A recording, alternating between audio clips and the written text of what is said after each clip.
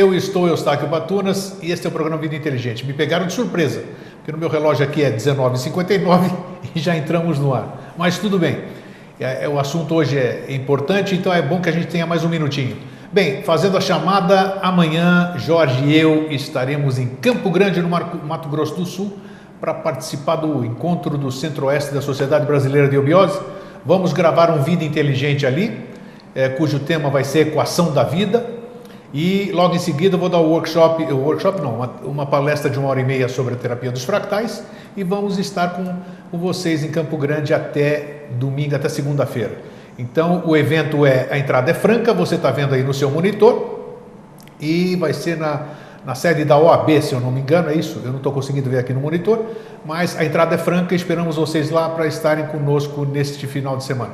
E lembrando também que dia 5 de dezembro, em São Paulo, no Hotel Pestana, na esquina da Tutóia com a Brigadeiro, o Jorge Antônio Ouro vai estar com vocês o dia inteiro, das 9 às 17h30, fazendo um encontro dos amigos do Mosaicos do Novo Ciclo. Vocês estão vendo aí embaixo do seu monitor.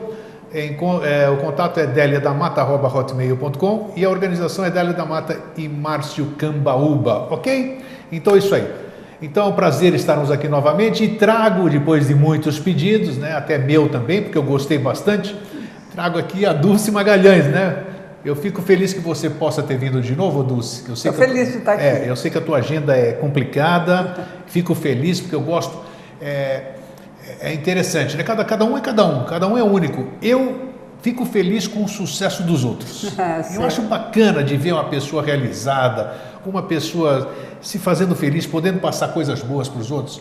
Eu penso dessa forma, eu acho que é uma coisa contagiante. Eu acho que pensando nisso eu deixo de ser egoísta, porque se eu estou pensando nos outros, se eu faço parte dos outros, na verdade é uma malandragem, porque vai sobrar para mim também, não é isso? Então, a sua participação na entrevista passada foi muito boa e as pessoas pediram que eu a trouxesse de volta. Então, que bom que a gente pode, menos de um mês e meio, acredito, né? Eu acho que eu estive aqui em setembro, né? Setembro, então nós estamos aqui terminando outubro, então foi muito bom. E o tema que se apresentou para hoje, assim que eu fui ver no seu site, você vai ver aqui, nem precisa colocar, né, Fernando? Porque www.dulcemagalhães.com.br, ninguém erra. Você tem algumas palestras sobre mudanças, palestras, não sei como é que você chama isso, workshops, trabalhos, né? E mudança é alguma coisa, é uma palavra que assusta um monte, né? E é uma palavra que pode levar, sei lá, você pode palestrar o ano inteiro sobre mudanças, né?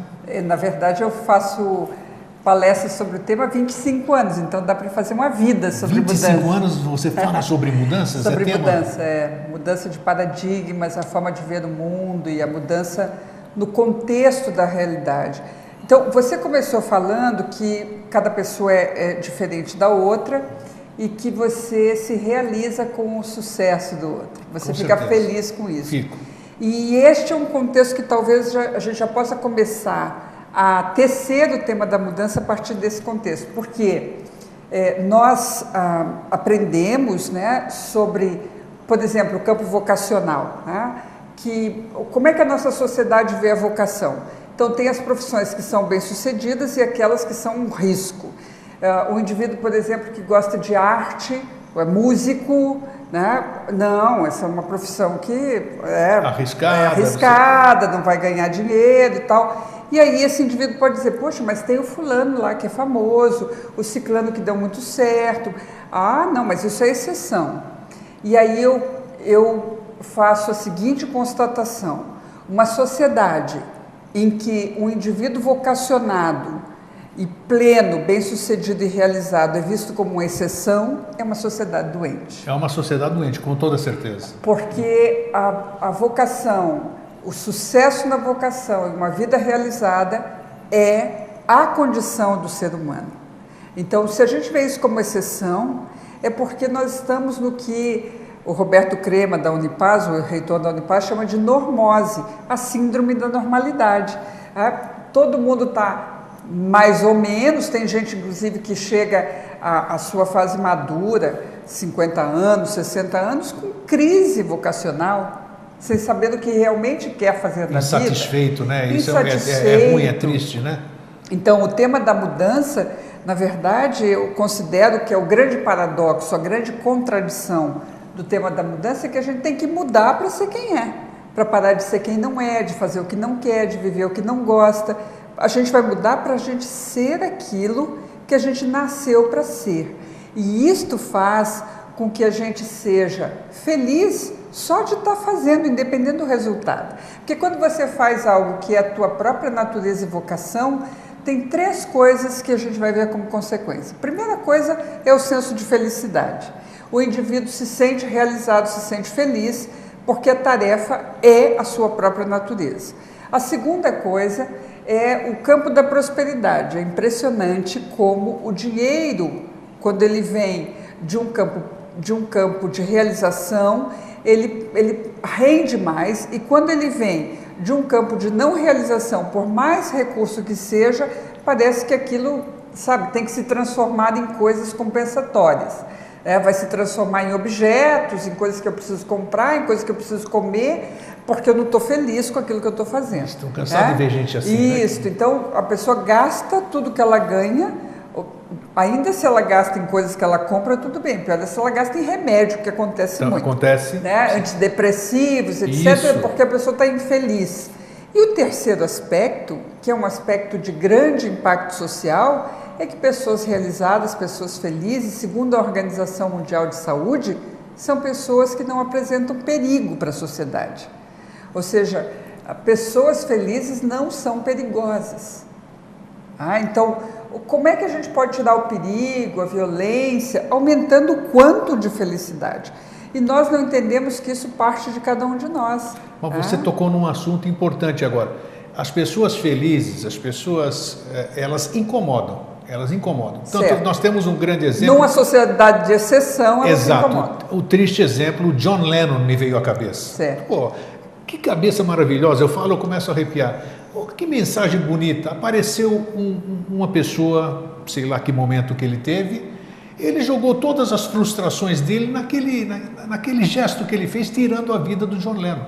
Eu acredito que ele deva ter, falo, já que eu não consigo ser que nem ele, eu vou acabar com ele. Para que ele não me denuncie, né? Exato. Não denuncie o meu fracasso. Então, como conviver com isso, Dulce? Você que tem toda essa vivência aí, você falou perfeitamente correto. Agora, como evitar que as pessoas felizes não sejam um exemplo negativo? Como fazer com que as pessoas felizes contagiem as outras pessoas para que elas atinjam a felicidade que elas gozam e não o contrário, como essas pessoas, já que eu não consigo ser feliz que nem ele vai ser triste como eu. Esse é o tema da inveja, né? Quando a gente vai lidar com o campo do comportamento, um dos 7 pecados capitais, que na verdade são as bases das sombras humanas, né? É a inveja. E a inveja não é só desejar o que o outro tem, mas especialmente desejar que ele não tenha. É isso. Né? É mais importante para o invejoso isso, né? Se ele não tiver, eu fico mais feliz mesmo que eu também não tenha. Eu ter e ele também ter não adianta para mim. O importante é que ele não tenha, né? Esse é o tema da inveja. E claro, todos nós estamos inseridos dentro do contexto humano.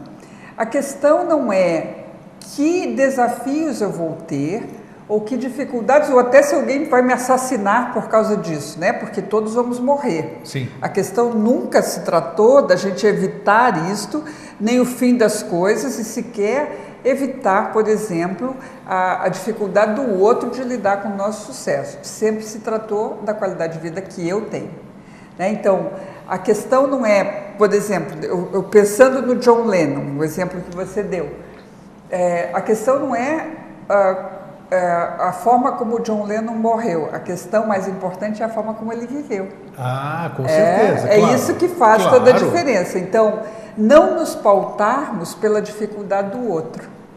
Esse é um primeiro aspecto, porque muitas vezes as pessoas, inclusive, não celebram a sua própria bem-aventurança, a sua boa condição, porque não querem ser vítima da inveja, não querem, e no final acabam vivendo uma vida menos celebrativa, menos feliz, porque a celebração é nos darmos conta das bem-aventuranças que estamos recebendo na vida, né? Porque tudo, grego, tudo é temporário, né? Tudo. A vida é uma ponte entre o nascimento e a morte. Sim. Então, se a vida é uma ponte, não vamos ficar na ponte e especialmente não vamos construir nossos castelos na ponte, porque a ponte foi feita para passar, não para ficar. É isso. Eu acho que a grande recomendação para quem está na ponte da vida é aproveite a paisagem.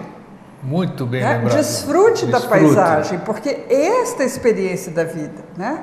Faça o melhor que você puder dentro do cenário em que você se encontra, desfrute da paisagem, os instantes, sabe, com as crianças, os instantes com os amigos, com os afetos, aquelas coisas boas, os bons momentos, cultive. Eu acho que, assim, uma coisa que eu recomendo aos meus alunos e clientes, se torne colecionador de bons momentos. É incrível, as pessoas são colecionadoras de maus momentos. É isso que elas grava. sabem todos.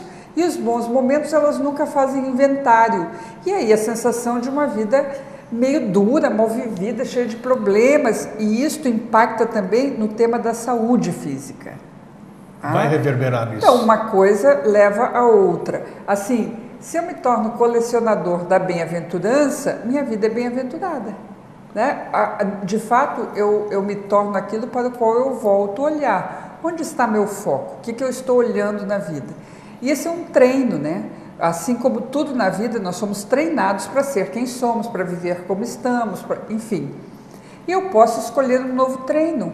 Escolher olhar para a vida de uma forma positiva, enxergar as coisas de uma forma adequada do ponto de vista dos meus propósitos. Então, o que eu sou capaz, o que dá certo, como as coisas funcionam, enxergar dessa forma e treinar desse jeito, lembrando que a gente se torna melhor naquilo que treina mais. Quem vai ser meu mestre disso? Aí é que está. Aí nós entramos no tema que é, para isso tudo que você está falando, são necessárias as mudanças. E isso. Como fazer essas mudanças? Você acabou de dizer perfeitamente isso. Agora, quem é o mestre da pessoa, já que ela não consegue fazer sozinha? Qual seria o caminho, vamos dizer, para que uma pessoa tenha esse nível de consciência para começar a querer mudar, ver realmente que a vida dela está parada, que ela não está vivendo aquilo que ela gostaria de viver e que o que ela gostaria de viver é perfeitamente factível, possível, alcançável, sabe? Como passar isso? Você que é uma motivadora, uma palestrante motivacional, como é que você passa isso? Então, eu disse, há 25 anos eu trabalho o tema da mudança, né? Especialmente a mudança de paradigmas, que é o jeito como a gente vê o mundo. Mudar a forma de ver o mundo, né? De fato, para mudarmos o mundo, nós precisamos mudar a visão que a gente tem. Que já tem uma tabelinha pronta de como é o mundo, né? E a gente isso, mudar de mundo é mudar de olhar, né? Então, olhar diferente as coisas para que as coisas se tornem diferentes. Isso significa que a gente precisa de novas premissas, de novos princípios, né? De coisas que possam nos orientar de outra forma, porque há muitas crenças que nós temos das impossibilidades, o que eu não posso, o que não dá, o que não é possível, que a vida é assim, porque as coisas são difíceis assim. e tal. E a gente treina isso tanto que isso fica verdade para nós. Cristaliza. Né? E tem uma frase que eu particularmente considero de grande impacto, que é: nada cai do céu. Realmente. É uma frase que as pessoas repetem: mas nada cai do céu, nada cai do céu. E esta é uma coisa que eu gosto de repetir sempre.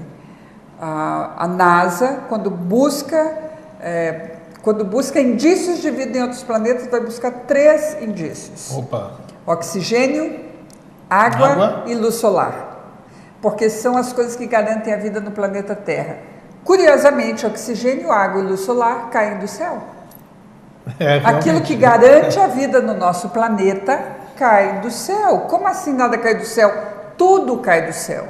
Tudo que é necessário para a nossa vida cai do céu. Então, nós não estamos habituados a perceber as coisas desta forma e, por isto, nós treinamos as coisas negativas. Eu tive uma experiência agora, em setembro, né, deste ano, 2015, que eu estava preparando um seminário, que até vim falar sobre esse seminário aqui, né, que era o Eu Melhor, e eu estava estudando então o tema de Carl Gustav Jung, que é o fundador da psicologia moderna, né? E Jung traz um compêndio de informações sobre o tema da mudança que é muito significativo.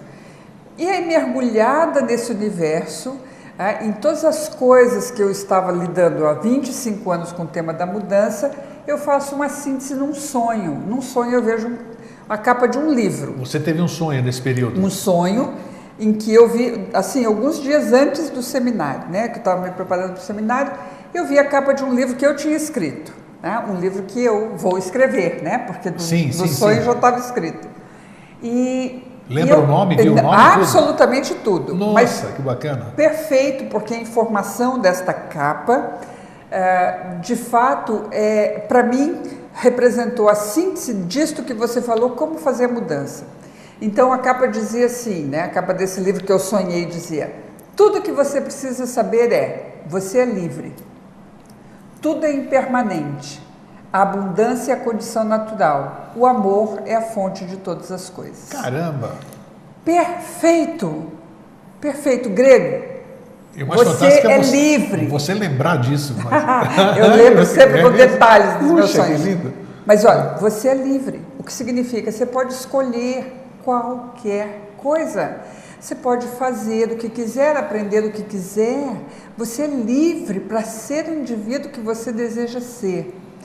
A impermanência é a constante, então tudo é impermanente. Tudo é impermanente, nada vai ficar, então não se aborreça com aquilo que está acontecendo, porque isso também vai passar. E não se apegue àquilo que é bom, porque vai passar. Também. Tudo é impermanente, então não é ficar parado no instante, é seguir, porque o tempo inteiro a vida está passando. A abundância é a condição natural, nós não vemos a abundância, mas o tempo inteiro. Pense sobre o tempo, vamos falar sobre o tempo. Tempo é um negócio que as pessoas dizem: não tenho tempo, tempo, está faltando tempo, não dá tempo para tudo. Pois, tempo é algo que o tempo todo está disponível. Sim. Como pode haver escassez de algo que está sempre disponível? Não existe isso. É desculpa. É uma forma de perceber. Então, a abundância é uma condição natural.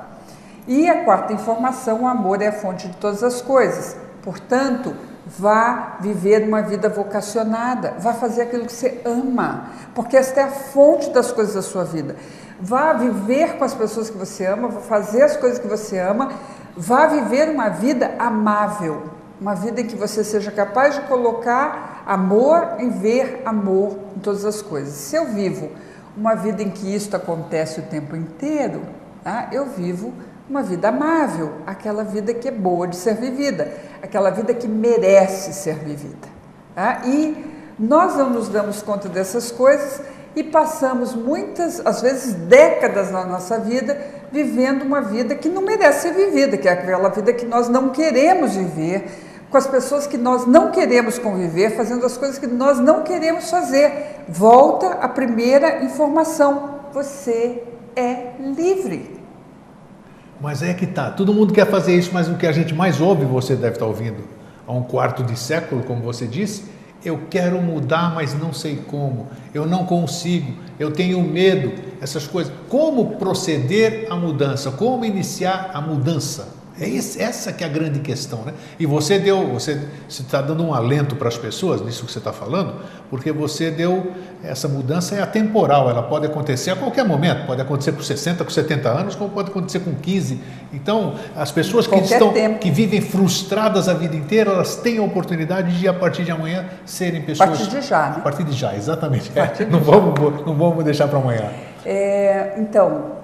Como eu mudar ouço muito as pessoas dizerem assim: eu queria tanto isso, mas é tão difícil, né? E aí eu tenho um princípio que eu dou uma formação em coaching, que na verdade a gente chama de formação em coaching, mas eu digo a formação em transformação, porque toda a base do processo da busca de um propósito depende de uma mudança. Então as pessoas dizem assim: eu queria muito fazer isso, mas eu acho difícil. Eu queria muito viver a vida assim, mas eu acho difícil. Eu queria muito alcançar isso, mas eu acho difícil. E o princípio que eu trabalho É mais fácil fazer uma mudança difícil do que manter-se numa vida difícil. Manter-se numa vida difícil é a pior das circunstâncias que o indivíduo pode viver. Mas ele acha, mas é tão difícil, por exemplo, mudar os meus hábitos, mudar as minhas relações, mudar de carreira. É tão difícil, então eu fico vivendo uma vida difícil, achando que a mudança é mais difícil, quando de fato viver a vida que eu quero, viver com as pessoas que eu quero, fazer as coisas que eu gosto, é fácil. Essa é a parte fácil. Então é mais difícil viver a vida difícil do que fazer a mudança difícil. Então, não importa o quanto o indivíduo considere aquela mudança difícil, inacessível, não importa. Se você está vivendo uma vida difícil, o mais importante é fazer a mudança. Porque a vida difícil é a pior das vidas para serem vividas. Com então, certeza, daquilo com que certeza. eu não quero, daquilo que eu não gosto, daquilo que me adoece na alma. Né? A doença de alma é a vida que não merece ser vivida. Aquela que não é a que desejamos para nós. Então, ao me lembrar disto, no momento em que eu estou fazendo a mudança, por mais difícil que ela aparente para mim, eu penso, opa, mas essa mudança me leva para a vida fácil e me tira fora da vida difícil, me leva para a vida boa e me tira fora da vida ruim, me leva para a vida que eu quero e me tira da vida que eu não quero. Mas esse momento, Dulce, é perfeito, eu só quero entender como é que eu consigo ter essa consciência do que você está falando agora. Eu preciso mudar, preciso fazer uma série de coisas, né? Vamos dizer que o telespectador está ouvindo, aí ele fala, e aí? Como é que eu incuto isso que a Dulce está falando dentro da minha cabeça? Eu ser o meu próprio motivador, vamos dizer. Como é que é isso? Bom, eu até falei no outro programa, acho importante a gente repetir isso. Vamos lá. Bom, primeiro, saber do que eu quero, né? Separar do que eu quero do que eu não quero, porque uma das coisas que faz com que a gente não mude é a gente não saber para onde mudar ou o que a gente quer mudar. Então, a primeira coisa é estabelecer. Às vezes eu não sei o que eu quero, então eu posso começar dizendo o que eu não quero, porque o que eu não quero já está visível. É muito mais fácil, claro. Já está doendo, que já está ruim. Anota, escreve. Faz uma lista. Ótimo. Faz uma lista. A melhor coisa é você visualizar, até porque esta é uma boa forma de você fazer a sua própria síntese, de compreender a si mesmo. Então, anota tudo que eu não quero. Quando eu olho para o que eu não quero, o que eu quero vai aparecer. E é interessante, assim, por exemplo, uma conversa com alguém, que é muito bom, um interlocutor, né? Quando você diz, eu não quero isso, daqui a pouco você começa, é inevitável, você começa a falar o que você quer. É o processo cerebral. Você começa a pensar no que não quer e o cérebro vai trazer as coisas que você quer. Então, você vai chegar na lista do que quer. Aí, você estabeleceu um propósito. Quando eu tenho um propósito, eu tenho um alvo. Quando eu tenho um alvo, a minha seta tem um lugar para ir. Minha seta é minha energia. Você tem um foco, né? Eu tenho um foco. Né? Uma seta lançada em vão, acordo de manhã, não sei o que eu quero, lancei a seta da minha energia, não vai atingir lugar nenhum, uma seta desperdiçada. Se eu sei o que eu quero do dia, essa seta vai ser bem aproveitada. Eu posso saber no final do dia se eu acertei o alvo, se não acertei, o que eu preciso melhorar, o que eu preciso transformar, mas aí eu tenho um alvo. Então, eu saber o propósito é fundamental. A segunda questão é o primeiro passo, o que eu preciso fazer para alcançar esse propósito? Então, às vezes, o que eu preciso fazer é bastante coisa, eu separo em passos pequenos, né? O que eu vou fazer primeiro? Eu gosto muito da ideia, né? Uma coisa que eu trabalho também há muito tempo, que é o hábito angular. Você escolhe uma coisa para mudar e mantém-se nela por 21 dias. Você falou no programa passado, achei interessantíssimo isso. Mantém-se, então, é a coisa assim, aquilo que eu até dei o exemplo da pessoa que quer emagrecer, então ela resolve que ela vai fazer atividade física, então ela vai mudar, ela não faz nenhuma atividade física, ela vai fazer. Ela vai mudar a alimentação, ela vai mudar o horário de dormir e de acordar, ela vai fazer um monte de mudança junto. Aí ela não consegue sustentar, porque é muita coisa.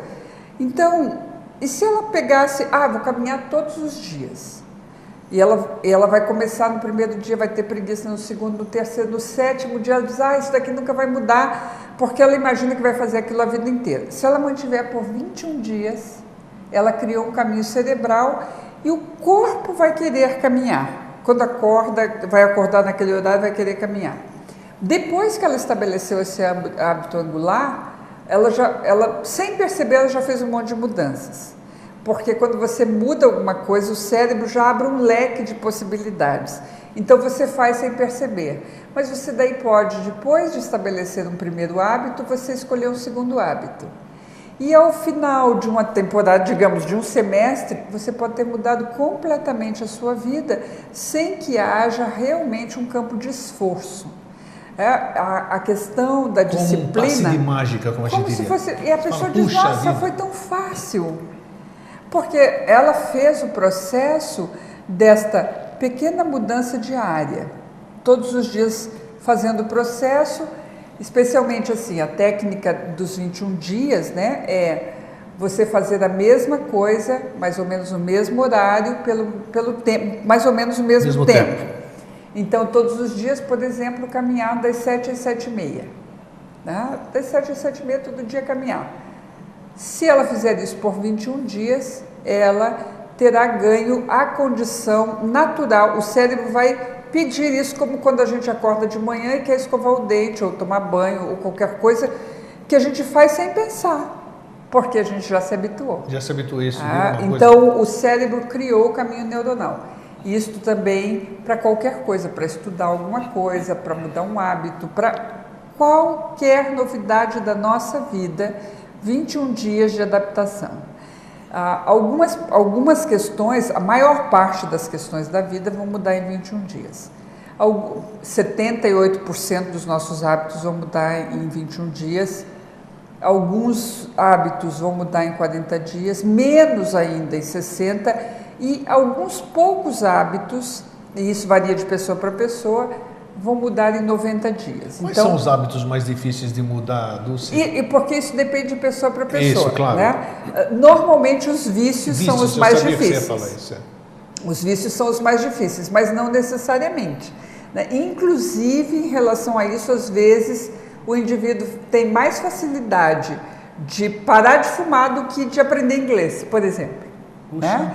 Então, porque aí tem níveis de resistência, cada um tem um jeito de funcionar. Mas a questão que hoje a ciência comprova para nós é que, no máximo em 90 dias, nós teremos mudado o nosso processo, seja ele qual for. Mas para a grande maioria das coisas a gente muda em 21 dias. E 21 dias qualquer um pode manter um propósito. Já que você falou dos 21 dias, recordando o que você falou no programa passado, isso. A gente faz essa mudança de hábito, de qualquer coisa que a gente queira, uma por vez. Uma de cada vez. É melhor do que você tentar fazer um monte de coisa junto e você não conseguir. Porque aí cria muito estresse cerebral, né? Você vai tentar fazer muita coisa ao mesmo tempo. Primeiro que toda mudança, ela usa uma energia nova, né? Sim. Então você vai usar mais energia, inclusive física, né? O teu cérebro vai precisar de mais caloria para criar um novo circuito cerebral. E se você faz muita coisa, você fica cansado. Né? Então chega um ponto em que você desiste, é muita coisa, não consigo dar conta, porque você tem a tua vida acontecendo. Então é melhor verificar o que é mais importante para você primeiro, o que eu quero focar, o que é mais importante para mim, autoestima, para incentivo e tal, e focar nisso e ficar nesses 21 dias. Pode ser o mais importante ou pode ser aquilo que tenha mais impacto, por exemplo. Uma pessoa pode dizer assim, o mais importante para mim é um relacionamento afetivo, me abrir para um relacionamento afetivo. Mas o que traz mais impacto é o desenvolver uma boa autoestima, que pode me levar a um relacionamento afetivo. Que as pessoas não olham esse aspecto, né? Então, e a autoestima vai mexer com tantas coisas na minha vida, que até a forma como eu lido com as pessoas vai mudar, e isso pode trazer consequências nas minhas relações, e aí eu me tornar uma pessoa mais atrativa e alguém aparecer, e aí as relações de afeto se estabelecem. Então, inclusive nessa questão, né, dos relacionamentos afetivos, porque trabalhando com as pessoas, especialmente dentro do coaching, dentro de uma sessão de coaching, tem pessoas que colocam, né, quais são as prioridades. A minha prioridade profissional é tal, e a minha prioridade do ponto de vista pessoal é um relacionamento. Como é que você vê isso? é um excelente assunto, assim, você como coacher, né? Por que as pessoas, como é que você vê isso aproveitar você? Como é que você vê eu jogar a minha felicidade depender de você? Ou depender de outro? Por que elas buscam esse relacionamento? Nós não estamos falando que é só mulher, homem busca a mesma coisa. Sim, claro, sem dúvida. Por que essa necessidade do outro para te completar? Se você sabe que você próprio tem que se completar primeiro para você. Não necessariamente que a pessoa entenda a busca de um relacionamento afetivo como algo que é a única forma de completá-la, mas é como a cereja do bolo, por vezes, né? Para algumas pessoas, nossa, eu estou bem sucedida em tantas áreas da minha vida e eu gostaria de ter uma relação afetiva bem sucedida. Mas ela não seria um sonho, como você acabou de dizer? Nós estamos tão enraizados por coisas que nos falaram, aquela tabelinha. Essa não seria mais uma das tabelinhas que a gente precisa mudar? Ou não? Se a gente vai olhar na tradição, o Tantra indiano, por exemplo, que tem 6.000 anos de tradição, os mestres do Tantra vão dizer que nós temos fases evolutivas. A primeira fase evolutiva é a fase da dependência e codependência. Então, o indivíduo dependente é aquele que, como você disse, depende do outro para atender suas necessidades, para ser feliz, Então, é uma fase, do ponto de vista emocional, consciencial, uma fase infantil. A criança depende do adulto, a criança depende de outras pessoas, é uma fase infantil. Então, quando eu estou buscando um relacionamento porque eu dependo do outro para ser feliz, eu estou num estado de dependência e numa infantilização do meu processo individual. A segunda fase que o Tantra apresenta é uma fase de independência. Ótimo, então, é o indivíduo que não depende do outro e que, inclusive, muitas vezes na vida se estrutura isolado do outro, ou seja, aquele indivíduo que vive sozinho, que quer estar sozinho. Ele sai da casa dos pais, ele vai morar sozinho, ele termina um relacionamento, fica sozinho. É um indivíduo que, por vezes, estrutura a sua vida nesse estado de independência. Eu não dependo de ninguém para estar bem, eu estou bem comigo mesmo, eu gosto da minha companhia, está tudo certo. Essa é a segunda fase. A terceira fase que o Tantra apresenta é um estado de interdependência, que é a possibilidade de eu juntar complementarmente a minha realidade com a realidade do outro para evoluirmos juntos. Então, fazemos uma parceria, que é chamado casal evolutivo. Desta forma, não é você que me faz feliz, mas juntos nós podemos produzir uma felicidade maior do que eu sozinha. Então, este estado de casal evolutivo é um estágio mais avançado, que seria do indivíduo maduro, né? O indivíduo independente é o adolescente do ponto de vista consciencial, e o indivíduo adulto é o estado de interdependência. Eu não dependo de você, porém eu sou capaz de fazer um quanto maior de felicidade ao estar contigo. Nós juntos prosperamos, inclusive financeiramente, uma série de coisas. O casal evolutivo, ele cria condições para um progresso, e a visão disto eu reconheço, eu sei que você não precisa de mim para nada, mas você pode contar comigo para tudo. Olha que maravilhoso. Isso, Então, nossa, se isso fosse... Este é o estado mais evoluído. Muito bacana isso. E os mestres não falam disto, mas estudando esses contextos, eu intuo, assim, né? É quase como se, talvez nós não estejamos prontos para lidar com isso, mas eu percebo, assim, né? Estudando o material, que o próximo passo seria um estado de interindependência. E como seria? Um estado de interindependência seriam dois indivíduos que reconhecem, né, o seu estado de individualidade, né? Que tem um estado de individualidade e conseguem somar talentos para o progresso coletivo. Esse que é o famoso. Isto. Então, no estado de interdependência... Esse é o caminho do amor incondicional, vamos dizer. Isto, é o caminho evolutivo, o casal evolutivo. No estado de interindependência, esse casal ele está a serviço do todo. Então, é algo maior e que levam a um nível maior de realização também. Você acha que isso é utópico? Ou como é que você Não, vê isso Eu acho bem possível. Eu, inclusive, conheço pessoas que vivem essas relações. Sério mesmo? Sim, sim. Puxa, que felicidade, não que é algo inalcançável, ao contrário, é algo bem humano. Lembra do sonho? Sim, sim. Você é livre, Sim. Tudo é impermanente, a abundância é a condição natural e o amor é a fonte de todas as coisas. Essas pessoas que você conhece, que é uma dádiva, isso aí é bacana, você... como é que as outras pessoas veem essas pessoas? Como é que a sociedade vê essas pessoas? As pessoas normalmente não acreditam, né? Né? Elas têm dificuldade, inclusive não enxergam, né? Sabe, algo que está tão fora do seu paradigma não existe para você, né? Não existe pessoas assim, eu não enxergo, não vejo ninguém. E às vezes tem pessoas do seu lado vivendo uma relação assim. Mas é preciso... Há que ter olhos que veem e ouvidos que ouvem. Puxa né? vida, é isso, né? Treinar os novos canais perceptivos, né? Começar a semear dentro de si mesmo novas possibilidades. E é tão interessante, Grego, que eu percebo com meus clientes e alunos. O indivíduo coloca um propósito, a gente trabalha dentro de um processo, e ele coloca um propósito que estava fora do seu alcance, assim. Ele nem enxergava esse propósito. Aí ele chega ao ponto de ver esse propósito, a possibilidade de uma realidade nova, de uma vida nova. E quando ele chega a esse ponto, ele começa a enxergar isso em toda parte. Ele começa a ver isto, tem o livro, tem a pessoa, tem a circunstância. Antes ele não via, porque não existia para ele. Exato, não estava instalado nele, né? Isso. Puxa, que então, bacana. Não existe a possibilidade de florescer algo em nós sem que haja semente. E somos nós que semeamos. Somos nós que semeamos pensamentos, somos nós que semeamos ideais. A semente que nós instalamos em nós é a que floresce. Não vai florescer algo que nós não tenhamos semeado. Sem dúvida. Não tem como, né?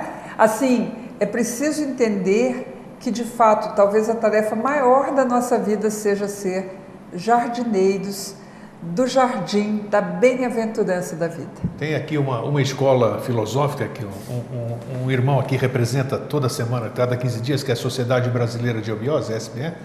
O lema deles é: a esperança da colheita reside na semente. E perfeito, perfeito, né? Spes messis in semine, que é exatamente o que você acabou de dizer. Agora estou curioso com esses casais que você está falando.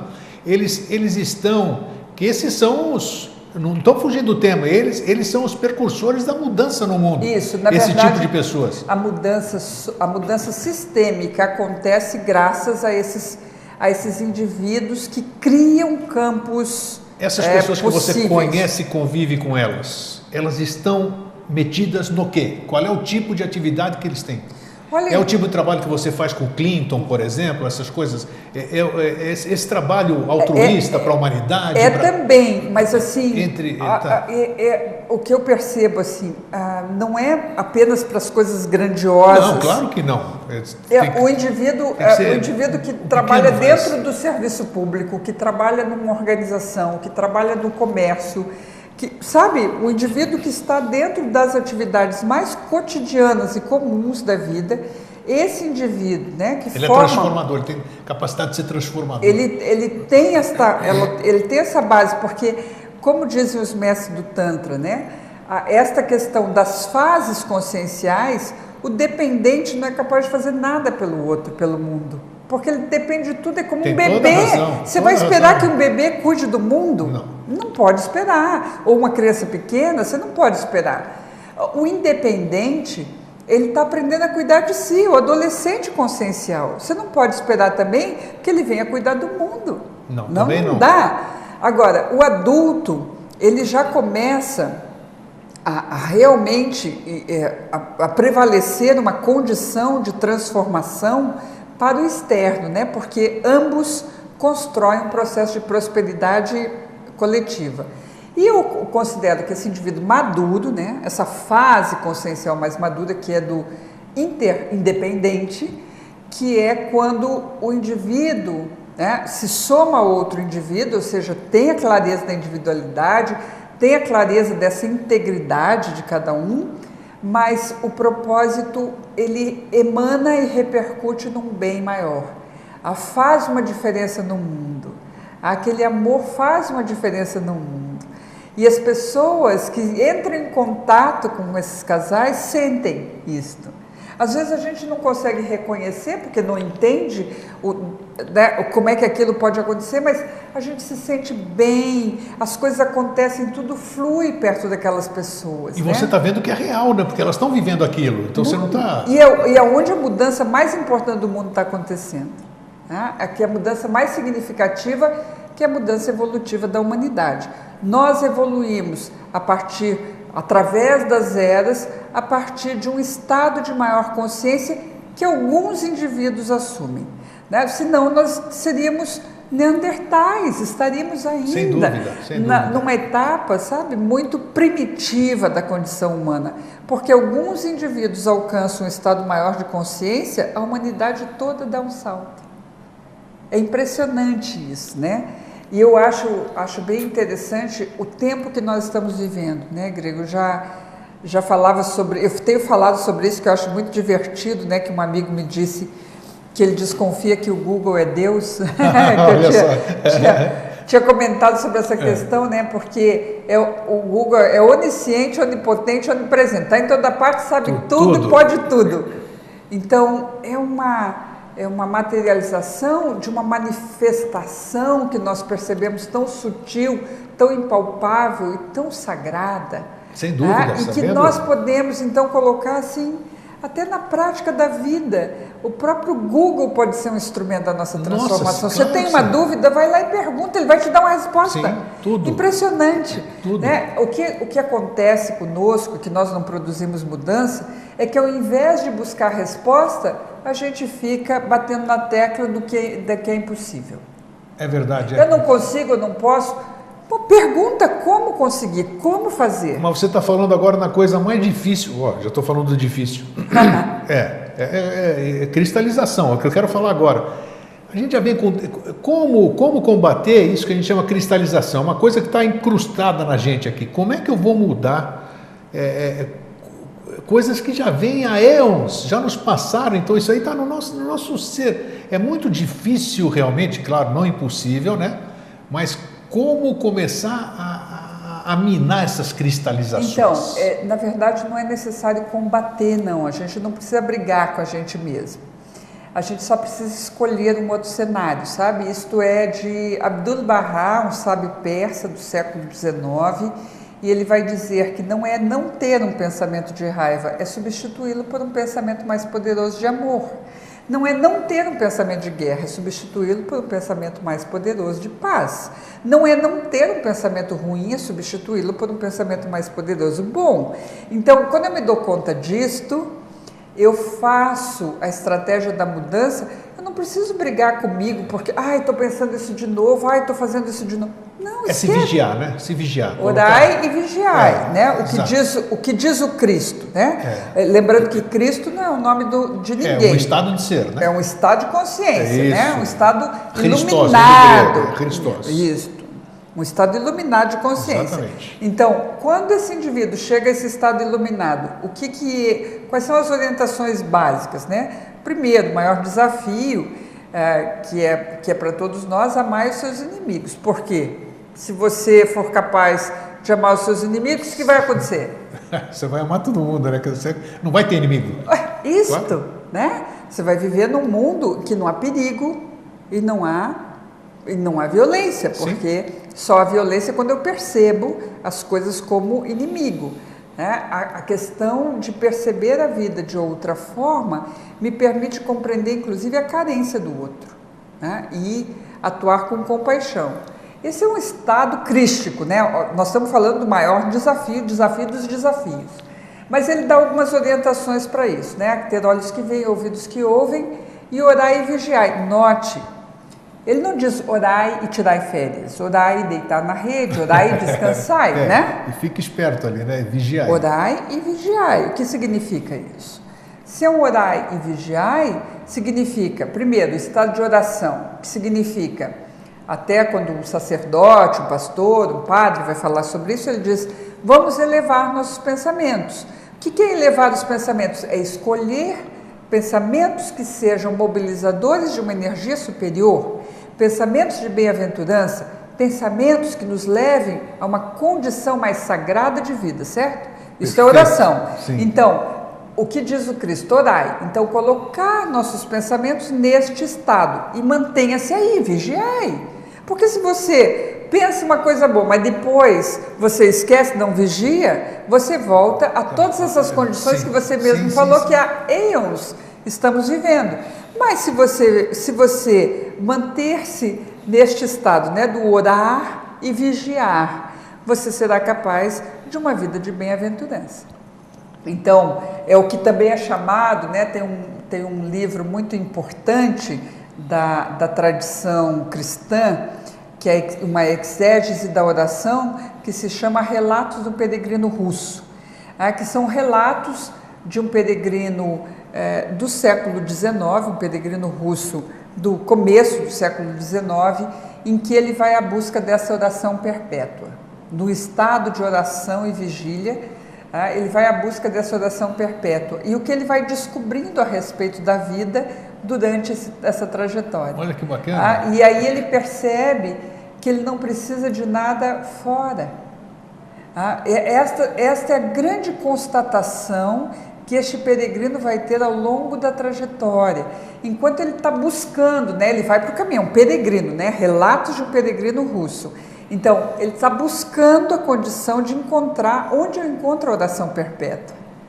Como é que eu consigo esse estado de bem-aventurança eterna, de estar o tempo inteiro vibrando melhor? E na busca disso ele descobre que nada disso está fora, que todas as condições estão dentro e que tem a ver com este estado da vigília, do manter-se aí, do estar atento àquilo que eu quero que seja a minha realidade.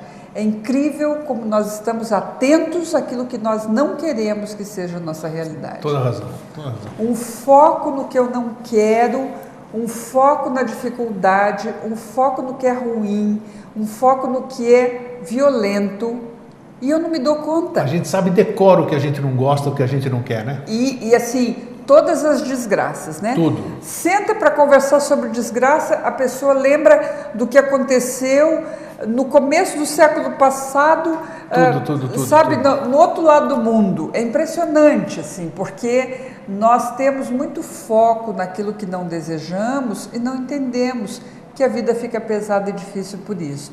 Há necessidade de nós fazermos uma limpeza do nosso campo em relação à má notícia.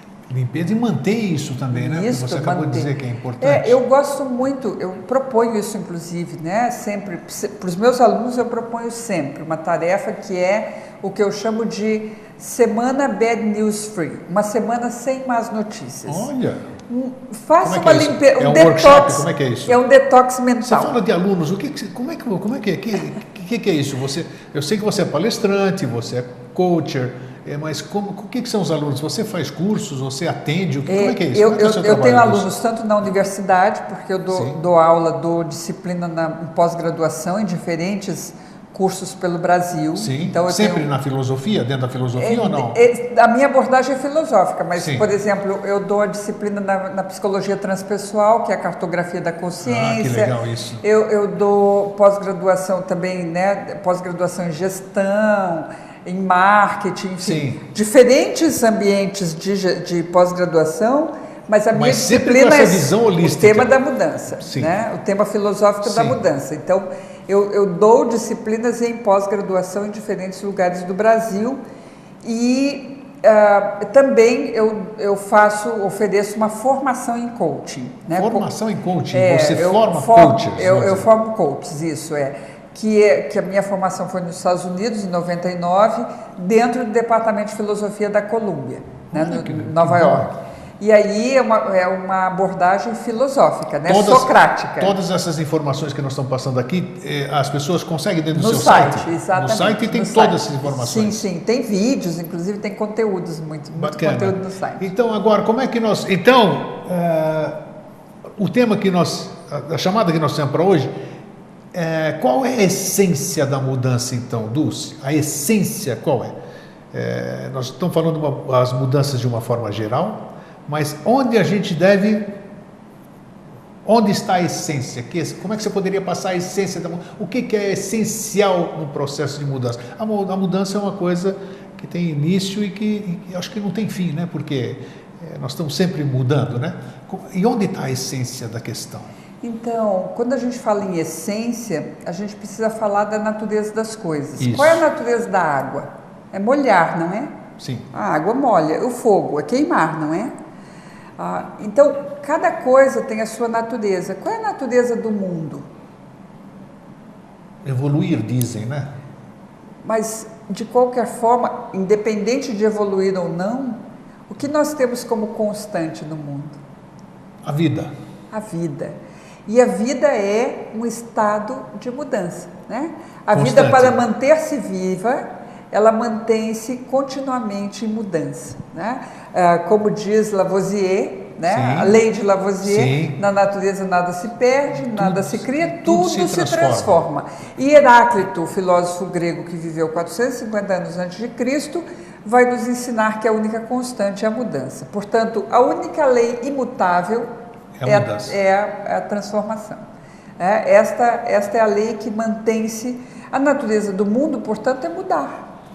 Se essa é a natureza do mundo, se isso essencialmente é o que o mundo nos apresenta, nós já vivemos a mudança, a gente é que não percebe.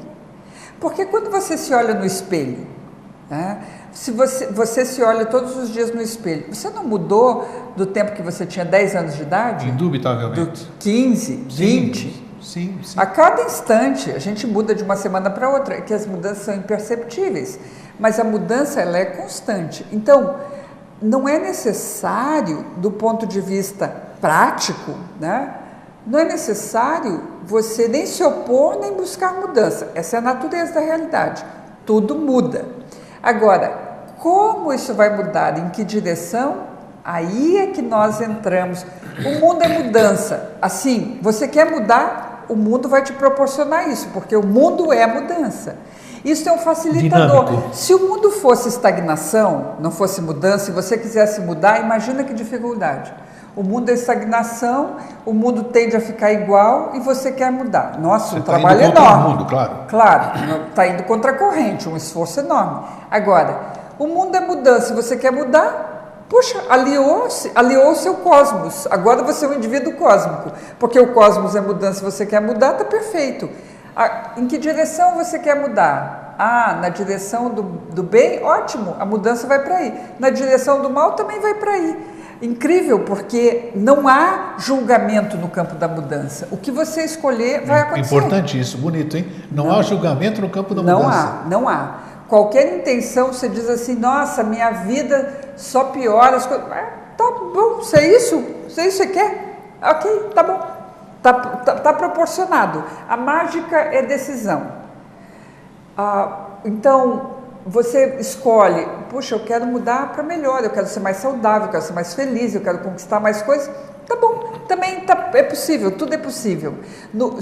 O universo é um campo de mudança. O que você escolher será possível de realizar, porque essa mudança ela apenas é orientada pela sua intenção, mas ela já está acontecendo o tempo inteiro. Como é que você vê o radicalismo na mudança? Você acha que é uma coisa ruim?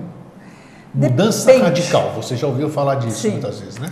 Depende, né? Aliás, esta é uma boa resposta para todas as questões filosóficas, depende. Depende. Porque mudanças radicais, por vezes, elas não são adequadas em função... Que elas não se estruturam em nada, né? né? Em função das condições... o indivíduo tem filhos na idade entre 9 e 11 anos, ele quer fazer uma mudança radical, quer que todos se tornem independentes. Não dá, amigo, né? Nem com 3 anos, nem com 5, nem com 9, nem com 10 e provavelmente nem com 18. Talvez até hoje se fala numa adolescência que vai até os 30 anos, então talvez nem até os 30 anos. Não dá para fazer algumas mudanças radicais que não estejam em sintonia com o ciclo de cada coisa. Porém, há mudanças radicais que são muito importantes. Por exemplo, não dá para você parar aos poucos de fumar. Você tem que parar de fumar. Sim. Não dá para você operar aos poucos o pâncreas. Você tem que operar o pâncreas. Operar a apendicite é radical. Um dia você tem o apêndice, no dia seguinte, no instante seguinte você não tem. Porque tem algumas mudanças que ou são radicais... Perfeito, aí que eu queria chegar. Ou o indivíduo está perdido. Outras mudanças que podem e devem ser construídas. Eu quero filhos independentes. Começo de pequeno a ensinar independência. Mas não posso querer que ele com 5 anos, não dá para... Agora vou ser radical, ele vai ser independente agora. Não dá. Né? Isso vai gerar todos os conflitos, né, de uma independência precoce. Então, há coisas que são paulatinas, que devem acontecer, né, aos poucos, e há coisas que precisam ser radicais. Não dá para você adiar algumas coisas, não dá para você fazer em etapas, ela precisa ser feita imediatamente. É assim, num instante, e é diferente no instante seguinte. Você falou no começo da nossa entrevista do vocacional, né? Dentro do trabalho que você desenvolve, eu sei que você viaja o Brasil inteiro, então por isso que eu estou falando, que é uma oportunidade para as pessoas estarem dentro do seu site para saber da sua agenda, por onde você anda, para talvez encontrar com você. Você faz esse tipo de orientação também? Por exemplo, se eu quiser, Dulce, eu quero mudar. Eu sou grego, eu sou um trabalhador, eu trabalho numa empresa, sou um executivo, sou uma professora, uma mãe de dona de casa, eu quero mudar. Mas eu precisava de uma orientação, tipo essa que você está dando hoje. Você executa esse tipo de trabalho também? Eu faço isso dentro das sessões de coaching. Muitas vezes eu sou procurada por pessoas que querem fazer adultos, né? Claro. Eu trabalho muito... Não, é porque tem orientação vocacional para adolescentes que estão iniciando a carreira. Mas eu trabalho muito com adultos que estão ou em crise vocacional, eu até sou bem sucedido, mas não sei o que eu quero fazer da vida, ou pessoas que realmente não conseguem um estado de sucesso, não sabem o que fazer ou querem mudar, querem uma segunda fase, né? Muitas pessoas se preparando para a aposentadoria, que antigamente um indivíduo, sei lá, com 60, 65, a gente pensando há 20, 30 anos atrás, o indivíduo estava realmente até no fim da existência. Sim. Hoje ele está no meio. Isso, exatamente. Então, poxa, tem muita coisa pela frente, tem, né? E uma perspectiva, uma condição de realmente fazer uma segunda até uma terceira carreira. Mais que isso, né? Uma coisa que eu acho bem importante das pessoas compreenderem no campo vocacional. Hoje, uma turma de 100 alunos que esteja saindo da universidade, hoje, 40 dessas pessoas vão inventar a sua profissão. Não existe ainda, elas vão inventar, elas vão dar um nome. Não é não é um terapeuta, vai ser uma coisa diferente. Não é um advogado, vai ser um negócio diferente. Não é um médico, vai ser um negócio diferente. Ela vai inventar a sua profissão, vai inventar. Não é aquilo que foi formatado, ela vai criar algo, juntando coisas, criar algo novo. Isto, do ponto de vista do mercado, nós sabemos que é assim, as pesquisas demonstram isso. Mas isso também é verdade para todos nós em qualquer fase da vida. Eu fiz teste vocacional. Eu não preciso me adequar, sabe, Grego, às coisas que me disseram que é possível de fazer. Eu posso inventar aquilo que eu quero fazer. Não tenha dúvida, claro. Você está aqui para isso. Você está para transformar. Alquimia da vida, você diz tudo. Alquimia da vida. Eu junto os ingredientes daquilo que eu sei, daquilo que eu sou, daquilo que eu quero e crio uma coisa nova e incrível. Um monte de gente pode gostar disso. Com certeza, com certeza. Olha que bacana. Eu vou querer trazer você mais vezes aqui. Não, é sério mesmo, porque é bacana. Tudo que você fala é real, é tátil, não é... Não estou no campo das hipóteses, isso é factível o que você fala, isso é bacana. A gente precisa motivar as pessoas, mostrar que a vida não é milagre, não acontece milagre. O milagre é você que faz esse milagre acontecer, né? Então você dá Nós somos um milagre. Nós somos um milagre, exatamente, estamos aqui. Então, www.dulcemagalhães.com.br. Agora, só uma curiosidade, estamos no finzinho, tem 3 minutinhos. Você fala de coach. Coach não é você ensinar a pessoa... Como é que pode ter uma consulta num coach? Como é que é isso? A grande arte do coach é a arte de fazer perguntas, né? Sim. E eu, inclusive, aprendi que pergunta ofende. Depende, né?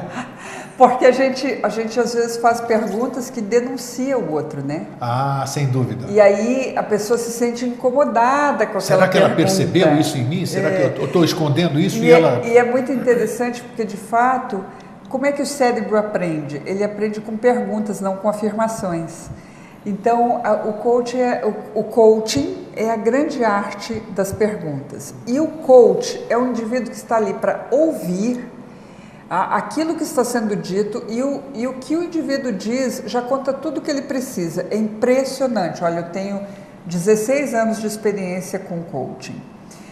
Nunca aconteceu da pessoa não ter a resposta para aquilo que é o que ela busca e o que ela quer. Que bacana isso, hein? Todas, 100% das pessoas têm a resposta. Eu acho que um dia podemos falar sobre isso, né? Ah, com certeza. Puxa, com porque certeza. a visão que eu tenho do coach, eu sou uma pessoa esclarecida, sem modéstia à parte, que eu estudo, eu sempre li bastante, eu não sei a capacidade, eu vejo o que falam por aí. Sim. E coach hoje virou, a pessoa assiste uma palestra tua, vira um coach, né? Ele já sai por aí Gente atendendo. muito despreparada, Não, então, por vezes. sabe, isso aí é importantíssimo. Às vezes as pessoas não têm, elas evitam um possível socorro, uma possível solução de coisas, porque existe um preconceito. Eu vi o cara é maluco, ele falou isso aqui e tal, então começa a criar um bloqueio.